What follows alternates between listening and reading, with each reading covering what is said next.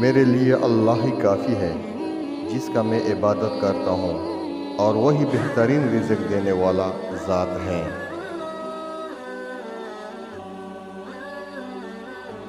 بسم اللہ الرحمن الرحیم۔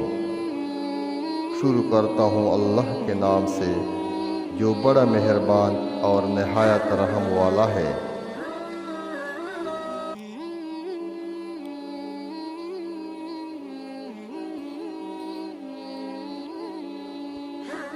یہ اس وقت کا واقعہ ہے جب روئے زمین پر انسانی زندگی ابتدائی حالت میں تھی، اور حضرت حوا کی بطن سے ایک لڑکا اور ایک لڑکی پیدا ہوتے تھے۔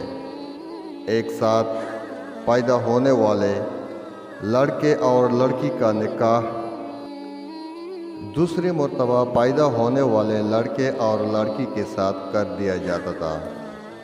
حابیل اور قابیل یہ دونوں حضرت آدم علیہ السلام کے بیٹے ہیں۔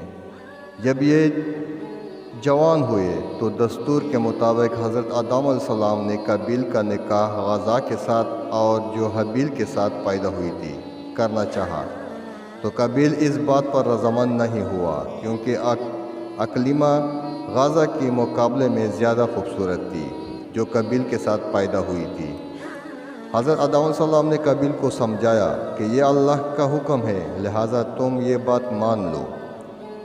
اقلیمہ تمہارے ساتھ پیدا ہوئی، اس لیے وہ تیری بہن ہے، اس کے ساتھ تیرا نکاح نہیں ہو سکتا۔ مگر قابیل اپنی بات پر اڑا رہا۔ بالآخر حضرت آدم علیہ السلام نے ان دونوں بھائیوں کو حکم دیا کہ تم دونوں اپنی اپنی قربانی اللہ کے حضور میں پیش کرو۔ جس کی قربانی قبول ہوگی وہی اقلیمہ سے نکاح کا حقدار ہوگا۔ اس زمانے میں قربانی کی مقبولیت کی علامت یہ تھی کہ لوگ اپنے قربانیاں پہاڑ پر رکھ دیتے تھے اور آسمان سے آگ آ کر انہیں کھا جاتی تھی۔ قابیل کھیتی باڑی کرتا تھا اور حابیل جانور پالتا تھا۔ چنانچہ قابیل نے گندم کی بالیاں اور حابیل نے ایک خوبصورت موٹا تازہ مینڈا قربانی کے لیے ایک پہاڑ پر رکھ دیا اور اللہ سے دعا مانگی، یا اللہ ہماری قربانی کو قبول فرما۔ آسمان سے آگ آئی اور اس نے حابیل کی قربانی کو کھا لیا، اور قابیل کی قربانی قبول نہیں ہوئی، جس سے قابیل کے دل میں حابیل کے لیے غصہ، حسد اور بغض پیدا ہو گیا، اور وہ حابیل سے کہنے لگا کہ میں تجھے مار ڈالوں گا کیونکہ تیری قربانی قبول ہو گئی ہے۔ حابیل نے قابیل سے کہا، اللہ تعالیٰ پرہیزگاروں کی قربانی قبول کرتا ہے۔ اگر تو میرے قتل کے لیے مجھ پر ہاتھ اٹھائے گا تو میں تجھ پر ہاتھ نہیں اٹھاؤں گا کیونکہ میں اللہ سے ڈرتا ہوں۔ قربانی دے کر دونوں بھائی حضرت آدم علیہ السلام کے پاس آئے۔ آدم علیہ السلام نے فرمایا، اے قابیل، تیری بہن اقلیمہ اب حابیل پر حلال ہوئی اور تجھ پر حرام۔ قابیل اب مایوس ہو چکا تھا کہ اقلیمہ اس کے نکاح میں نہیں آ سکتی، اس لیے وہ حابیل کو مارنے کی تدبیر میں رہنے لگا۔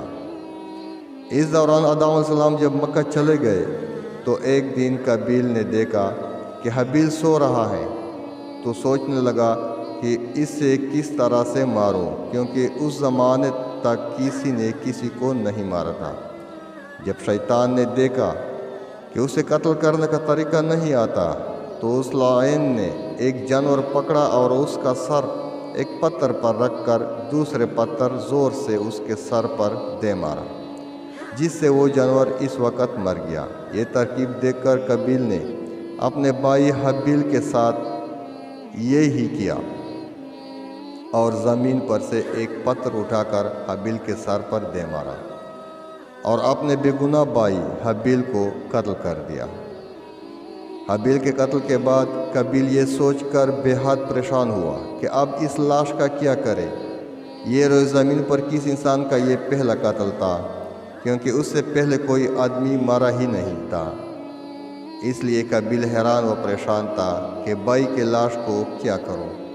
چنانچہ وہ کئی روز تک بھائی کا لاش کو اپنے پیٹ پر لاد کر پھرتا رہا۔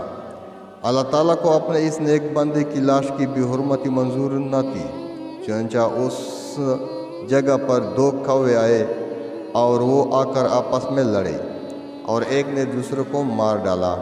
پھر زندہ کوے نے اپنے چونچ اور پنجوں سے زمین میں گڑھا کھودا اور اس میں اس مرے ہوئے کوے کو ڈال کر مٹی سے دبا دیا۔ کوے کو دیکھ کر قابیل اپنے اوپر ملامت کرنے لگا کہ میں اس کوے سے بھی کیا گزرا ہوں کہ اتنا بھی نہ کر سکا۔ اس طرح قابیل کو معلوم ہوا کہ حابیل کی لاش کو زمین میں گڑھا کھود کر دفن کر دینا چاہیے۔ چنانچہ اس نے ایک گڑھا کھود کر اس میں اپنے بھائی حابیل کی لاش کو دفن کر دیا۔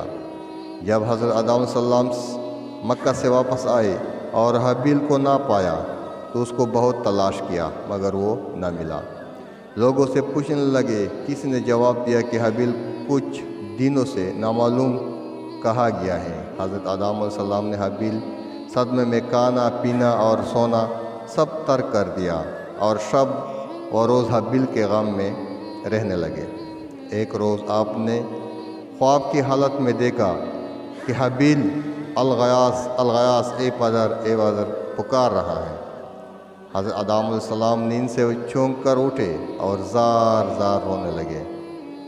اس وقت حضرت جبرائیل علیہ السلام آئے اور حضرت آدم علیہ السلام اور حضرت حوا کو حابیل کی قبر پر لے گئے۔